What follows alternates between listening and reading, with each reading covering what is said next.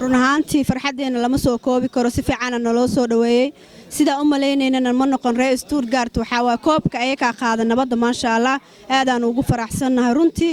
marka waxa waay gudigana waa u mahad celinaynaa iyo dhamaan maaragtay intii oo naga qayb siisay xafladda maaragtay quruxda badan ee caaw noo dhacday marka waa kaas Mark maxaa leedahay kulay aad baan ugu faraxsanaynaa nimaado Stuttgart waa markii ugu horreysay horta anaga Faaduma aan nimaadno oo Jarmal show nimaadno laakiin meel kale waanu tagnay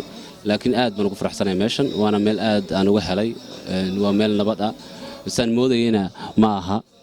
marka imika nalooga sheekayn maayo mar dambe wax dambe